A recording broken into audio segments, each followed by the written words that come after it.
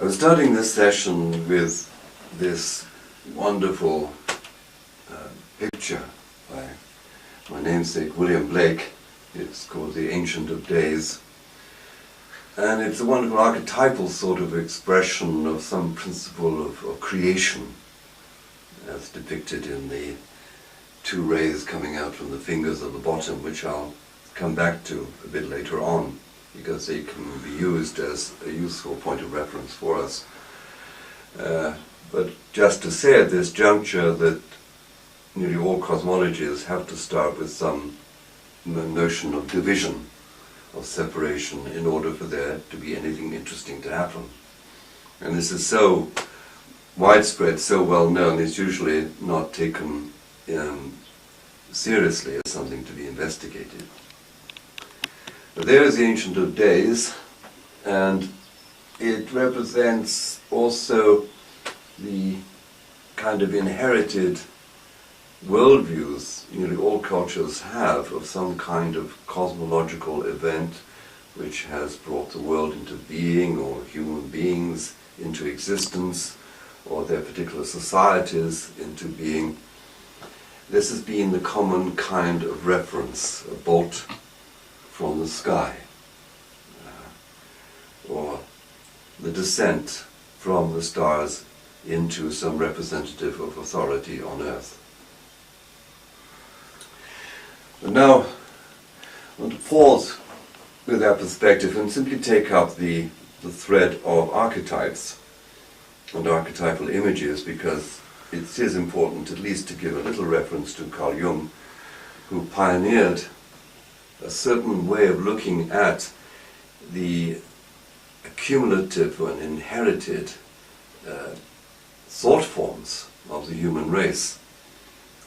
He was a pioneer in taking this seriously, and a pioneer also in investigating areas of human thought which had, in historical terms, got forgotten or ignored in modern times.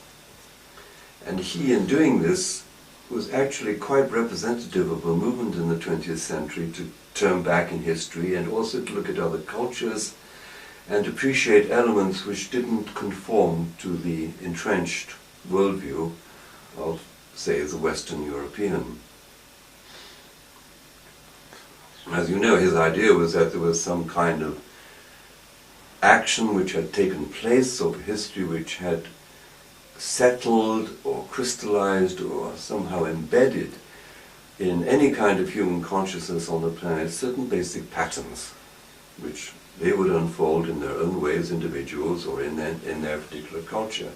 And as a guiding, inspirational idea, it had tremendous force, and it has quite a lot of potential for engendering new areas of inquiry. But it did raise a substantive picture of some kind of primordial kind of mind which was inherent in all people. And just to mention another person who looked into this sort of phenomena, there I can mention Noam Chomsky, who argued that there was this intrinsic grammar in all human beings, which was there irrespective of the cultures in which they were born. Some capacity of language which already had a structure in it. Now, all of this may be interpreted as you wish, but it has a bearing for us in our pragmatism by saying all cultures and even the dreams of people, the mental associations, the art, the imagery, all of this contains material in which we can find recurring patterns. And there are ways even of extending our appreciation of them so that we can pass from one kind of culture to another kind of culture, finding common threads even amongst disparate elements. And above all, here is a resource, here is a tremendously rich treasure trove of material for looking at the world through different eyes. Of course, if you are concerned with looking at it in just one fixed way, then this will be of no interest to you. Now, Jung himself was aware of all kinds of archetype, some of which can be put in terms of images of the kinds of people, the young man, the old sage, the hag, and he dealt with them in his own systematic way, and particularly through the use of the fortune system or tetrad. But he was also aware of number as a kind of archetypal element, and his pupil, Marie von France, took this up in her wonderful book on number and time, which is very worthwhile studying. So there have been certain other trends besides that which I mentioned of John Bennett, which has been looking at this resource of mind stuff, of ingredients of mind which we can find around us, which come from ancient times and which take various colors in various cultures. But another new movement in the 20th century I should mention, and that's phenomenology. As you may know, was started by Edmund Husserl in his famous book Ideas of Eden. And his proposition was that we have very fixed and limited, closed, restricting ways of understanding or perceiving phenomena, the world around us, and that it's possible to get to a deeper level by suspending, by catching hold of and suspending this typical way in which we frame things, we approach them, interpret them. And by suspending it, it allows another kind of perception to arise in us, which is in terms of the phenomena themselves. And he said this became an alternative to classical science. Why? Because it did this extraordinary thing. In science, you can say, you explain A in terms of B, A in terms of what it's not. I explain the solidity of this chair here, and say, it's not really solid, it's mostly empty space, and there are these little things called atoms, and there are little things called electrons, and so on. In other words, I explain A, this solid chair, in terms of B, atoms and forces. But in phenology, you do something different. You explain A in terms of A. It sounds very strange at first, but it means you go deeper into what there is in its own terms, or on its own terms. But in phenomenology, there is a certain problem, that is to say, if you suspend the habitual, the typical, then how do you look into the phenomenon? This looking, as any scientist knows, has to be governed by an intention, or by a question. So where do these intentions or questions come from? Once you have an intention or a question, you have what is called in the field a very nice name, an organizing idea, or an organizing principle. So we return again to these archetypes of Jung, or these forms of thought, which were the concern of Bennett's work, because these are means of seeing, means of looking into things, in ways of asking questions. Without these, it's rather difficult to come to anything. If we suspend the habitual, then we face simply ignorance, or not knowing, or just only the surface phenomena of things.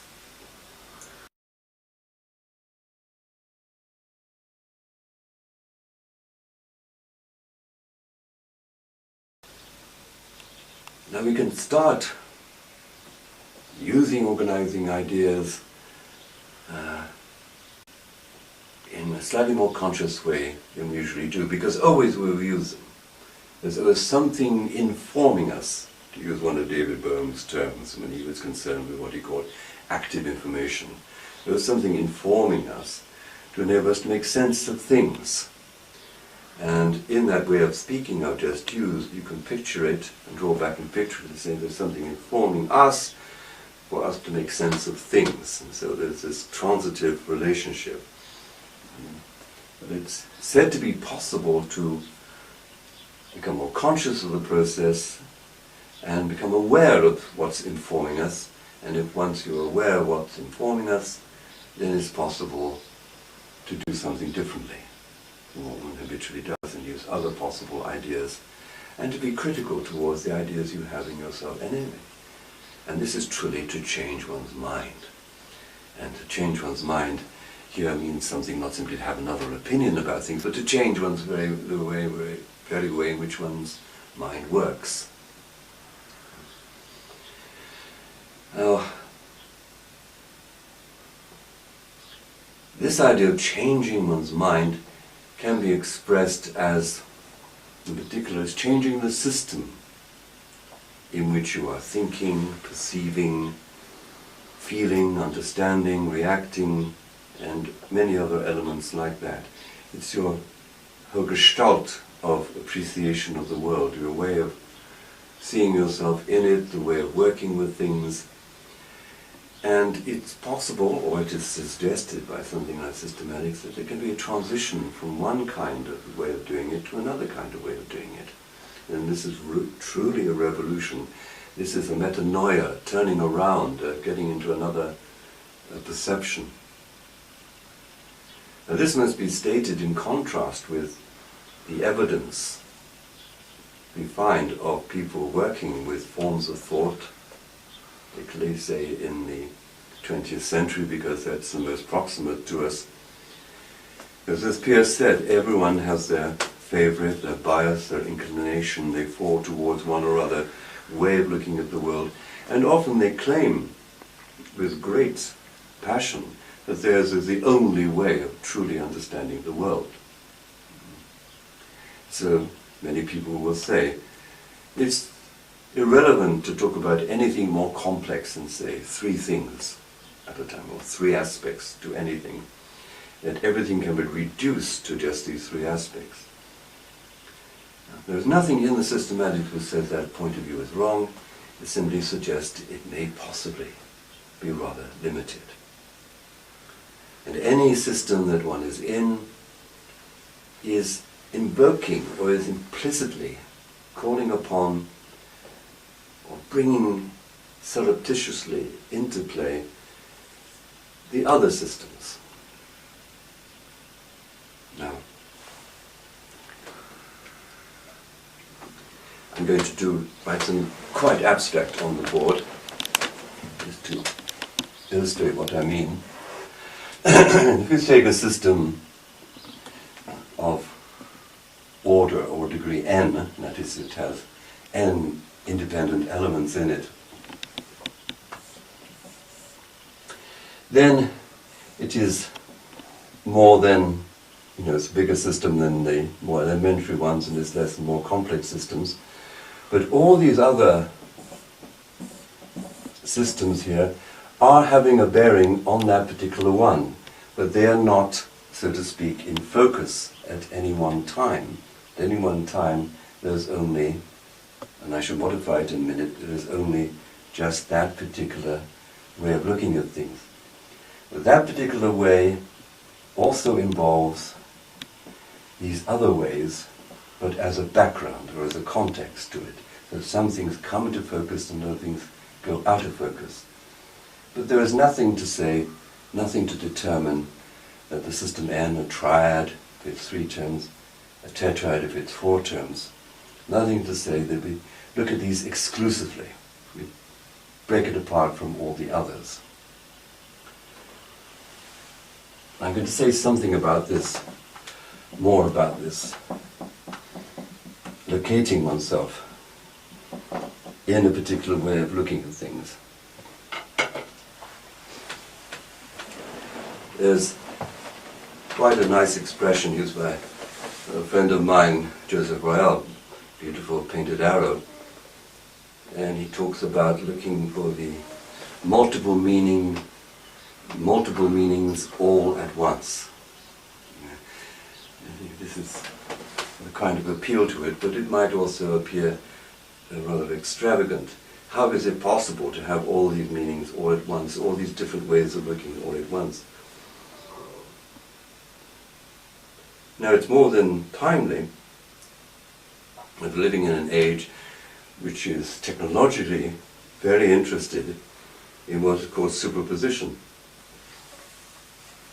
And it comes from quantum mechanics. You have the different states of a system can coexist in various combinations or superpositions, and they don't have to be exclusive anymore, as is the picture in more classical quantum mechanics, where you have either or, either the particle is there or it's a wave, and it can't be both at the same time. But you have a kind of state in superposition in which there are several things at the same time. Now this is more like actually how we are.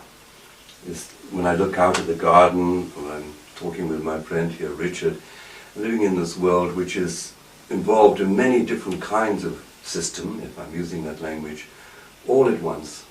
But my focus may be drifting from one perspective to another, from moment to moment, but still involving all the other perspectives at the same time. So there is a question of how we get ourselves able to utilize these multiple perspectives in a way analogous to what is proposed in the projects concerned with the quantum computer, this vastly advanced kind of computation which will become available if they can stabilize these superimposed conditions of existence, because they can do all these different possibilities all at the same time. And it may even turn out, of course, that this might be the underlying method or action involved in what people like to call intuition.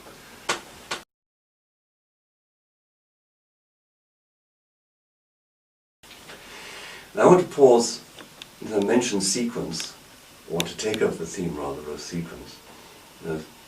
In our explanations, our way of talking about what we experience, what we want to do, how things are constructed and all the rest of it, one basic way is certainly to give a sequence, or in modern language, an algorithm. A, B, C, D, E, F, a number of steps which we go through. And a very prevalent aspect of this is in the very notion of causality, because one thing happens before another and causes it. It goes in a sequence. It gives you a linear order, or a series. So a series, putting things in series, gives you a very practical, a very important kind of order. But there's another sort of order which has come down from ancient times, but is still around, but in a very ambiguous way in modern thinking, and that's to do with hierarchical order. And it's very ambiguous in this respect. The hierarchical order we associate with hierarchy with societies which are hierarchical. And we live in a society in which there are bosses, there are leaders, there are heads of department and all that kind of thing. There are experts. And there are hierarchies where there is higher and lower, and stages and intervals. So we have it socially and legally. Then this is sometimes applied though to nature. So there is an intrinsic order of an analogous kind in nature. So we have things which exist on different levels in nature. And the relationship between these levels is such that the higher levels organize, so to speak, the lower levels, but the lower levels have their own characteristics which, relative to the higher levels, means they are disorganizing or fragmenting. And we can't understand, for example, anything alive without these two kinds of tendency towards organization and towards disorganization. Life is as much about disorganization as it is about organization. So this kind of ordering in a hierarchy is still with us and still plays a part in our thinking. Mainly, as I suggested, because it's still institutionalized in our institutions, governments, organizations, companies, universities, and all the rest of it. So we have a kind of order which is sequential, with some kind of reason for things to be in a sequence, basic one of which today is taken to be causality. A second kind of order which is hierarchical, and there the intervals or the relations between the levels is not that of causality but of organization and disorganization.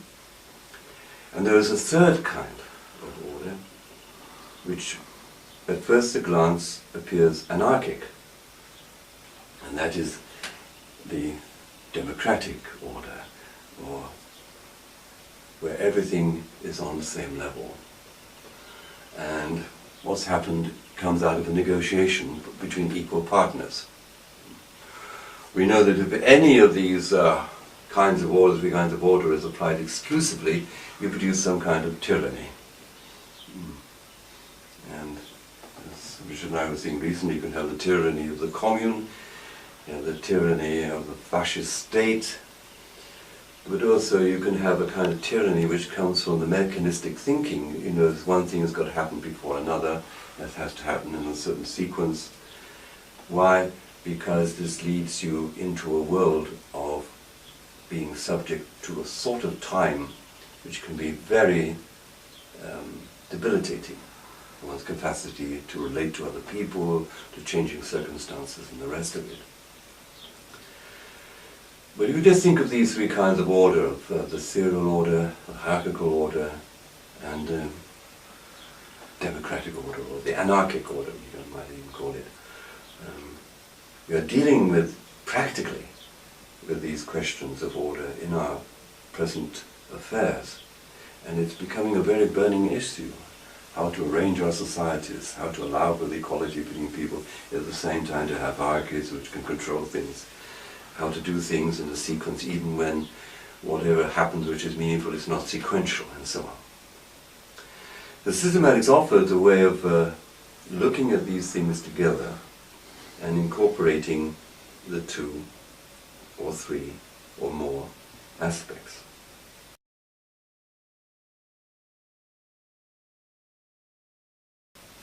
Now the first system dealt with in systematics is first only because of the obvious connection of starts with number one. And it may not be the first at all in terms of how one is going about tackling some situation, making sense of it and trying to find out what to do. It begins with looking at this proposition I mentioned in the previous session. Everything is connected to everything else. Like in animal farm, they say some things are more connected than others. So this intrinsic relativity of connectivity is intrinsic also to the characteristics of the one-term system or monad. And it will appear strange to you perhaps to say the one-term system may contain a whole bunch of stuff, you see, but it's simply a perspective. It's a way of paying attention. It's a way of asking a question. It's saying there's something I'm interested in here, and I'm not quite sure what it is. So I'm just going to give an abstract picture of what this will look like. As you gather, you say you're interested in, I don't know, you just acquired a house and you want to improve it, and what does it mean to improve it? All sorts of possibilities come to mind, and also all sorts of actual things come to mind, like what paint you have, or what building contractors you can bring in, or what skills you can muster. It's all kinds of stuff, and what's the weather like, and all these kinds of considerations. And as you look at it, actually spontaneously you get an accumulation of stuff, but it will be like a kind of cloud, a dispersed cloud, which concentrates roughly around some center, or rather some center of gravity. And so we get a picture, rather like it's been suggested, of the formation of a solar system, or a star within a star cluster within a galaxy out of interstellar gas. You get this kind of condensation which is happening without there being any strict boundaries between what's relevant and what's not relevant. It's not cut and dried, black and white or anything like this. And you get used to this kind of associative seeing things until you feel the pull. Actually you experience the pull and saying there is something which is coming into view. And this is what is done by just about, in practice, by just about everybody doing interesting research or asking new kinds of questions in science or even making a work of art. It's not usually a clear-cut blueprint coming from the sky with a blast of trumpets or anything like this, or put up in neon lights. There's more gradually a condensation and say, oh, there's something here. And I personally very much put it that way, which other people don't so much, because I like to feel the sense you're on the scent of something, you're after something, you're not quite sure still what it is, but there's enough to capture your interest, and as your interest grows it begins to accumulate. As the data accumulates, and you get into that condition which Mr. Bennett called in another context to do with creative thinking. He's sort of living in the medium. You actually become part of this medium, becomes alive for you, and it begins to have a center, a weight to it. So, strange enough, it is called the one-term system. And you see, what kind of one is it? It's a very diverse one. In fact, part of one's joy in life is having a oneness which is more like this, which is colored, varied. As that term, the monad, has been used, usually, traditionally, mean just a single, pure, isolated, sort of like spiritual atom of things. That's been what has been favored in the past, is absolute, pure, single expression of oneness. But this is a different kind of oneness. It's a lovely, messy oneness. And I must emphasize that this kind of oneness is a mess, and it embraces the mess, embraces the confusion, the ambiguity, and all the rest of it, because this is what life is like. And it's very significant that, I'll just sit down for a moment to do an aside here, that the system of innovation, technological innovation like trees, which is a Russian system, says you don't start from a set, precise question, but from just sort of immersion in the field of design, of engineering, of technology, whatever it is. You've got to know it is until you begin to feel your way into it and what it's like.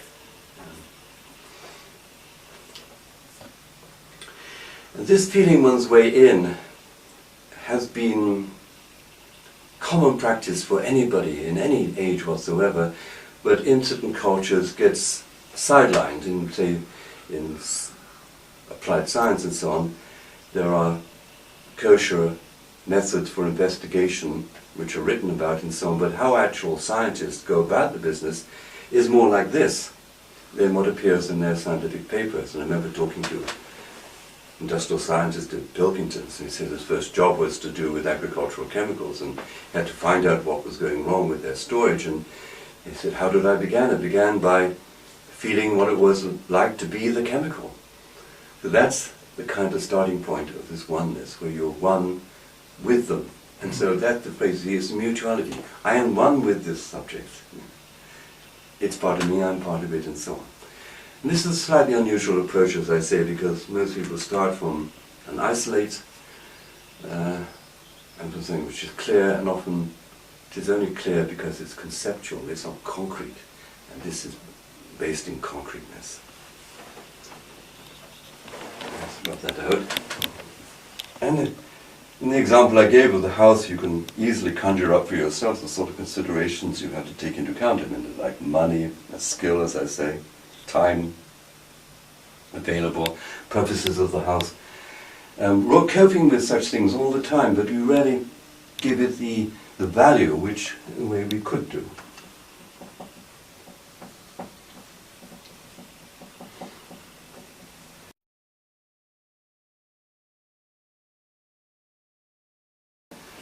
Now I want to refer back to Blake and the divide up here, and perhaps to extend these lines to emphasize the next kind of step in the systematics. I call it the next kind of step, and which is a fairly correct way of speaking. It is a kind of step, it's a step from 1 to 2, but it's not as if you actually make this step. It's not as if you're going anywhere. And so you must be careful in the way one speaks about these things. It's just that you you become or wake up in this other field which says, okay, what is this really about? And begin to use words like, what's it really about? When you ask the question, what it's really about, you make trouble for yourself because you're bound to get into conflict. And it creates and conjures its opposites, like what's it really about? So what's the phony side of this? So you get a basic practical thing in life about what's real and what's phony, what's essential and what's superficial, this kind of thing. And when it comes to bigger philosophical questions and scientific questions, you get into some very interesting areas. One or two I'll talk about now. One is to do with quantum mechanics and the role of a particular scientist, Niels Bohr, who invented what's called the Copenhagen School of Interpretation, who emphasized the duality between the wave and particle view of something like an electron. As we know, both interpretations as a particle or as a wave can be shown to act within an experimental setting, according to the experimental setting. But he introduced the idea that we have to, for understanding, we have to take them always as complementarities, that the two together both in a way exclude each other and belong to the same whole. This he called the principle of complementarity, and he went on to apply this to language, to social problems and all the rest of it, which is of great interest. So even today people are following up this, what they call the principle of complementarity. Now, this is very upsetting to a kind of mentality which says, it's got to be like Aristotle, true or false, has to follow the law of the excluded middle. There's nothing between them. It's either true or false. It's one thing or the other thing. It can't be sort of undecidedly one or the other, or one and the other. All that kind of thinking which we inherited from the classical world has to be thrown into question. I reached a point where people in the 20th century were coming up with a quite different attitude and saying, well, as the great French mystical writer Simone Weil said, truth, contradiction is a sign of truth. And I mentioned trees just now. They say coming to the key contradiction in that aspect of technology you're interested in is like the key, the important thing. How to get it. How to get at that severe contradiction. Where still the general mentality is, oh, let us get rid of this contradiction, let's not deal with it, the contradiction is a mistake, or let's make a compromise. There's a whole line of thought which says, hooray for contradiction. Like the famous line of Walt Whitman I love so much in Leaves of Grass. You say I contradict myself, well then, I contradict myself. Within me is a multitude. He showed himself a true systematician by saying that. Now the embrace of contradiction has to, of course, always come down to something concrete. It's why you can spell out these principles in the abstract, but they only matter to you if there's something concrete. If you really are in the grip of a contradiction. Again, it's sometimes said that, I think the Spanish philosopher Unamo said, no man worth his salt is without a deep contradiction in his own nature. But still the general discourse of people say, oh, there's a contradiction, there's a problem, there's a mistake, something to put right, something to gloss over, something to explain away. No, here we say embrace the contradiction. Let's embrace two-ness.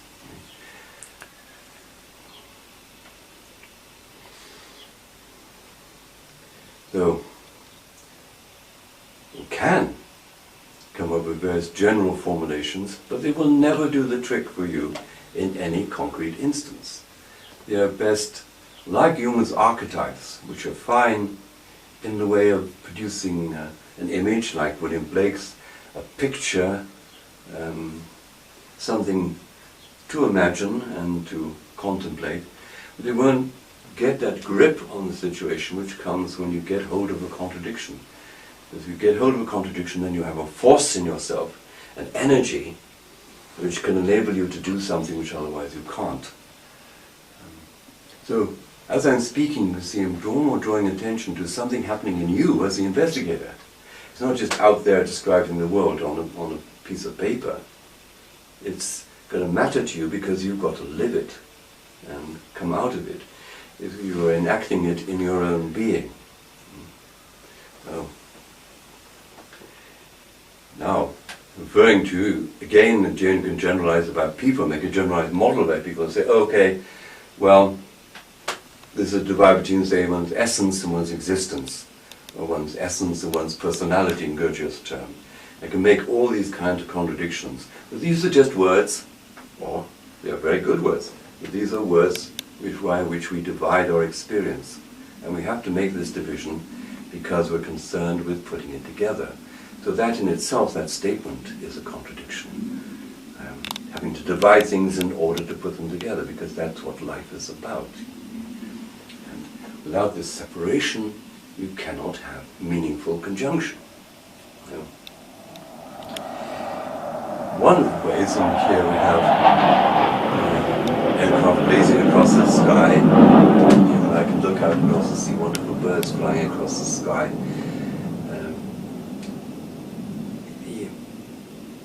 Nothing is irrelevant to anything else, but some things are more relevant to others. Then you get this peculiar kind of relevancy, of mutuality, which in ordinary parlance is kind of the love-hate relationship you find in a couple of people. And it's much more kind of human, down-to-earth and approachable than a lot of other definitions one can get. It's all of that which is being invoked by this systematic notion of the dyad, of the two-tone system. It's complementarity, it's inner and outer, it's male and female. All these different forms which are taken from it. We encounter these in our lives, all these different forms. But something is able to kind of cook them together, distill them into a powerful operator, which can say we come to a new situation and we look into it and begin to dig out this nugget of power in it. Though it's a practical method, it's a way of working. In a way it doesn't matter, or it's a secondary matter. It doesn't really matter whether it's true or not. It's about whether it's doing something for you or not, whether it's working in you, making a difference in any kind of way. That wonderful definition of information by Bateson, it's a difference that makes a difference. So this is look at the difference that makes a difference. It's not just any old difference, it's not difference in the abstract. Who cares about difference in the abstract? It's a difference that makes a difference. So it's got this concreteness in it itself. Now, even though I've denigrated the generalized formulae for this, one of them is quite useful, which is, well, in my terms, it's between the infinite and the finite poles. Various words for these two things where they were poles, like poles of a magnet. In the magnet you get the north and south pole together. And incidentally, scientists are still not sure what a monopoles or singpoles do exist in the universe. But one is have this kind of being the infinite to being like the spirit or something like this, and the other the finite and the particular and located. And this is the most marvelous expression of it, because you've got to have something in any situation which is the particular, the concrete, the tangible, the specific, the limited, the known. And if you're getting an interesting life, you're going to something which is not like that, which is not specific, which is intangible, which is more like the unknown. And seeing these two together.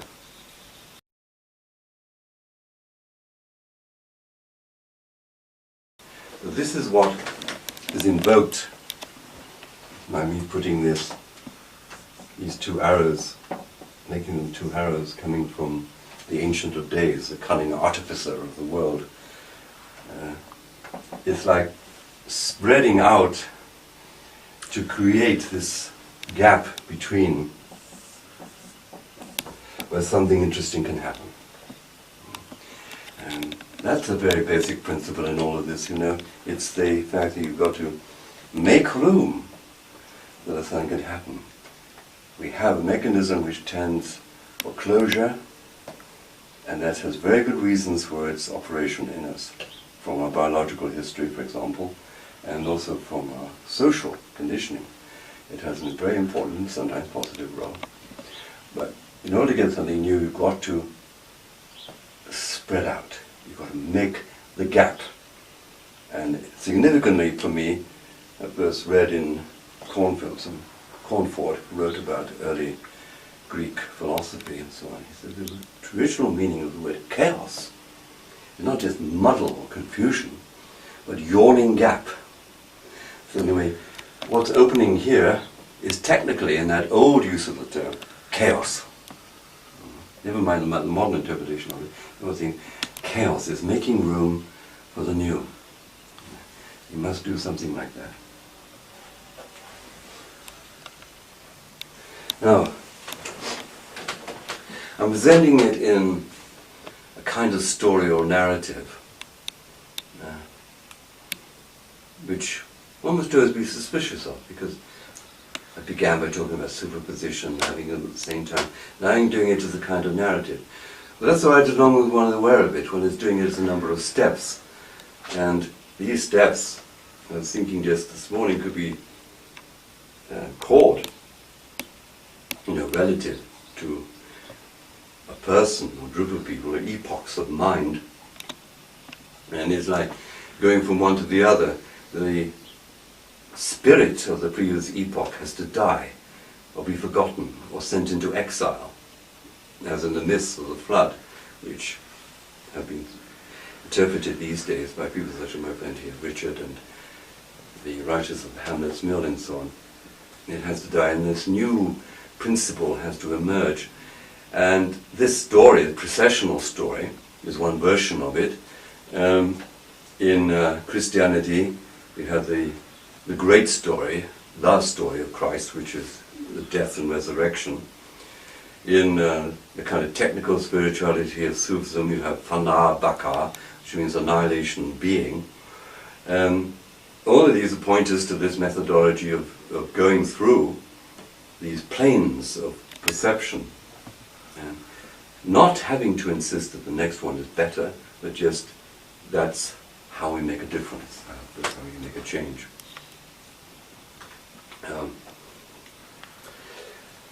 In terms of my little diagram up here, I'll say that just to make a picture, a way of imagining it, as we go along the line,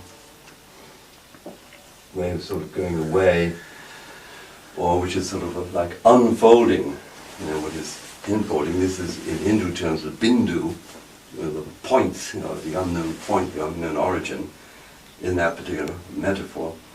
These become more and more themselves, more and more articulated, more and more specific. So you get this gradual articulation. And articulation means, like an articulated lorry, more and more specific points of reference which you can make use of. And at a certain point comes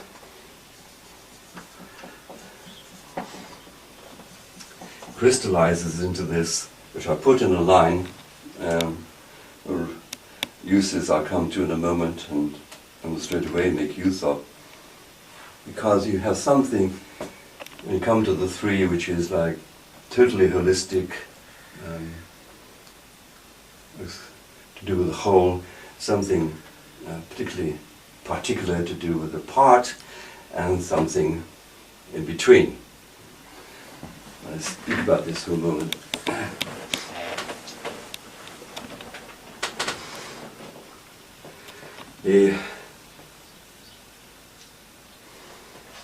Again, in all cosmologies, creation, cosmogonies as they're called, the way the explanation of the universe came into being, there's constantly this need to put in the emergence of the middle.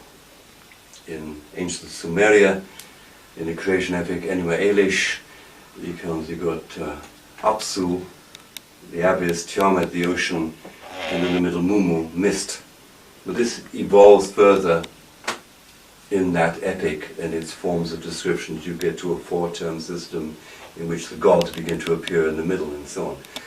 Now, It's very difficult to forget cosmogony because again we're finding a kind of explanation which goes in the sequence. We're finding a series, so we're unfolding the story. It's helpful if you can kind of suspend that and just look at what's happening in oneself. I mentioned earlier about the organizing idea, and I said this, you have sort of in a sense organizing ideas, we call them archetypes, working in us so that we see things in a certain way. So we are, actually there's something in us which is the one in the middle. Not just Malcolm in the middle, it's me in the middle. And one is not used to that ordinarily. One is always used to being, or culturally one is indoctrinated into being, so you would call that term the active, you know, the affirming, the thrusting forward term. I was putting myself in that position instead of in this position in the middle, or even sometimes in this position in the limitation. Because this side is always the limiting, the confined, the quantitative, that was the unlimiting, the enlarging, and so on. And this is what's holding them together. And all it does is suggest that at some point something emerges here which makes a difference. The third force in Gurdjieff's language. And this became so central to his whole teaching. It became almost a slogan for what it's about. Say, take into account the third force, because nothing can happen without the third force. Ordinarily we are blind to the third force. And there is a great deal of pragmatic psychology in that, because if you look around at how people talk, write, do their mathematics, organize things and all the rest of it, it's nearly always in terms of twos. And there's a sort of a hidden member, a ghost in the room, so to speak. Well, the current phrase for it now is the elephant in the room. It's something there which nobody notices. It's something not noticed in the situation which is making all the difference. So this is a very creative step, because if you routinize it, it loses all its meaning. It's saying, what's in the middle really makes a difference, and it might be me that's in the difference, because I have to choose, I have to do something in the situation. And what I do is not going to be determined by either side, but it's done with the help of these. It's like saying, this is my father, this is my mother. I inherit them, I combine them in myself, but I am me. What is me in this situation? There have been formula for this, lots and lots of formula, in particular. I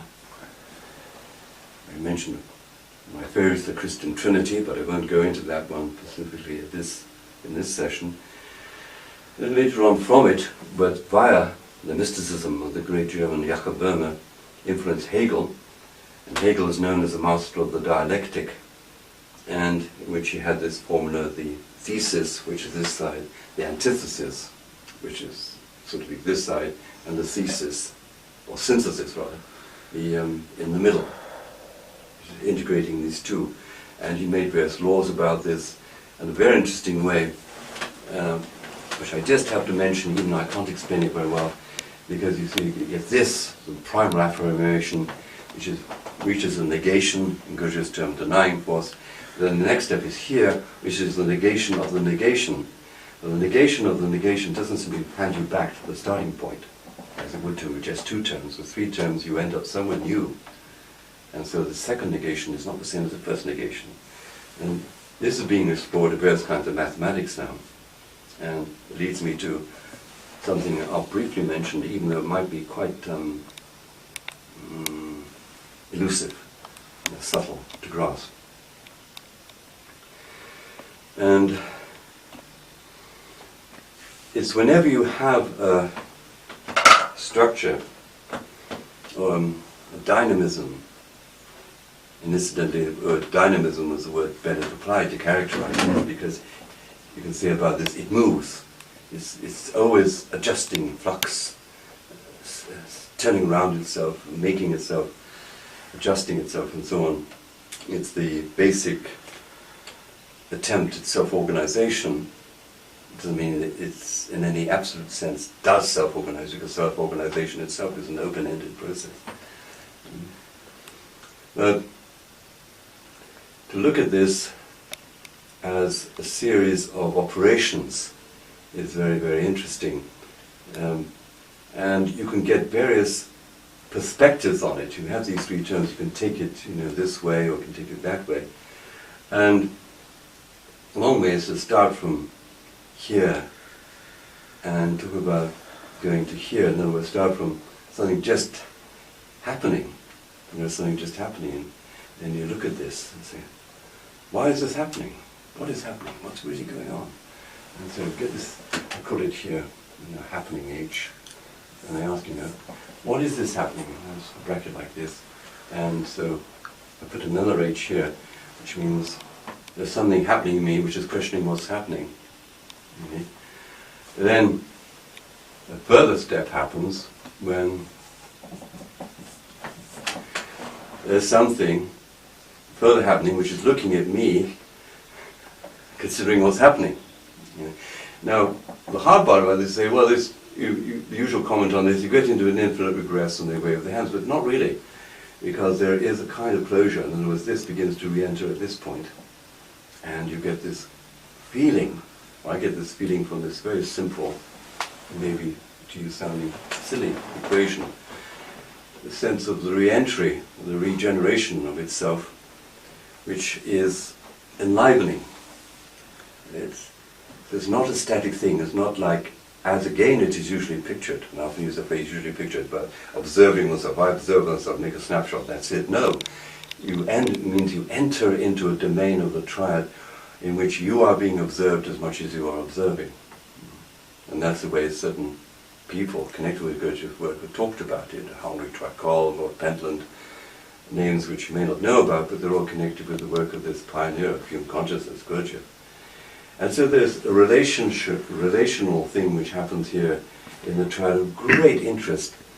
None of it can be reduced to just one formula, and the value for me is its differentiation of colour, as treated in different worlds, different cultures, different meanings. Now,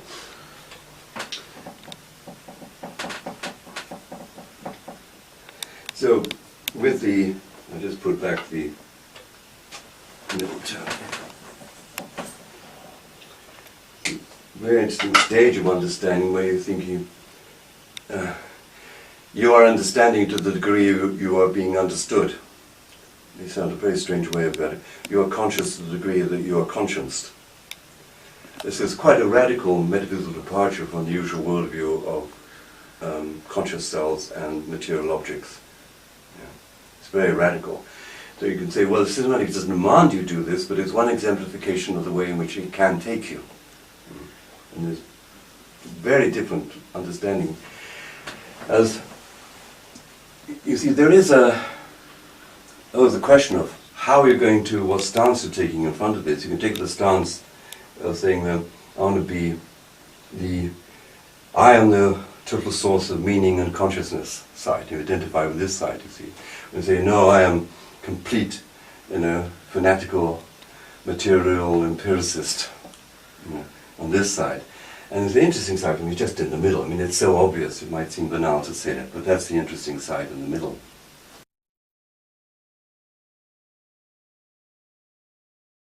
And what we're doing is looking for a way of talking, because that's all we can change. We can't, in a sense, change what is. We can change just our way of talking about things. That's what we can do. We not forced to change the way we talk about things, but you can. And can share with others different ways of talking about things. So what comes in is a kind of doubling up effect. So we started from the 2 here. We're down to the 3. We'll get to the 4 now, and I'm going to make it a little bit squishy before I change the whole thing, if you don't mind. We've got 2 intermediary terms, but then you allow yourself another degree of freedom and say, well, there's some kind of tension here, some kind of tension here, but what happens in the doubling is a doubling of the tension, so you get a tension of tensions, or difference of differences. So it's normally written down, put in a diagram like that, like a cross, with a vertical and a horizontal dimension. And this image is universally recognized amongst all cultures. And it's not only in the Christian crucifix, but the Christian crucifix, and using that as a symbol, acknowledge this extraordinary situation we find ourselves, which is like being in the middle. It's an amplification of this. It's in terms of what is it like to be in the middle. And it's the Heideggerian position, Martin Heidegger, the existentialist philosopher, so we are thrown into existence. We always find ourselves in the middle. We don't find ourselves at the beginning or at the end, we find ourselves in the middle. That's always where we are, so we've got to just articulate our world, what it is. And he was very fond of tetrads, of four-term systems. Yes, it was. Now, come to the four-term system. We can still write it in terms of gradient like that, but it becomes in four terms along in the line, because there is a kind of gradient along these you can do, but you can see it's limited, and you want to get into more two-dimensional forms. And as you go up, more and more subtle forms of representation are in court or invoked. Simply because of this first thing about the contrast and the complementarity of two contrasts and complementarities. It's the interest of this four-term system, as I say, is this complementarity of complementarities, or duality of dualities, is that it offers us a wonderful canvas on which to find different kinds of meaning. And I must at this point pause and put in this important element. And of course, you make use of these possibilities as you wish to make use of them, whatever you want to say. It is political in that sense. It is governed by your purpose and by your desires and by your form of experience and who you're going to work with and in what ways and all the rest of it. And we cannot forget that element of it. There is no kind of abstract truth in these things. They're just sets of possibilities for people to use as they wish. I found myself attracted to certain ways of looking at the four-term system because of my own interests, which come associated with science and philosophy and the rest of it. And just to refer you briefly back to the diagram again, these, like two terms here, or two aspects here, this is what I take to be nature, or the given. And these, the horizontal ones, I take to be the artificial, or the intentional. Because I find this is very, very useful shorthand. This is the natural, this is the artificial. Shorthand for bringing together two concerns, two dimensions of any kind of activity in which I'm engaged. As soon as I'm engaged in it, there is this artificial component. But I'm engaged in something which is already there, which is this natural component. So it becomes quite a sensible way of dealing with the fact of what my situation is in trying to have an activity, to do something in the region, to do something about something. I've got to interfere with it. But it doesn't mean, of course, that the one obscures the other, even though, again, you look how people talk. They're always trying to do this, reduce the degree of order to a simpler order, and they will, for example, say, oh, it's all artificial, and we have no contact with the vertical at all. That's very good to bear in mind as an illustration of this. Whatever treatment of the systems you find, it will be governed by the person's politics.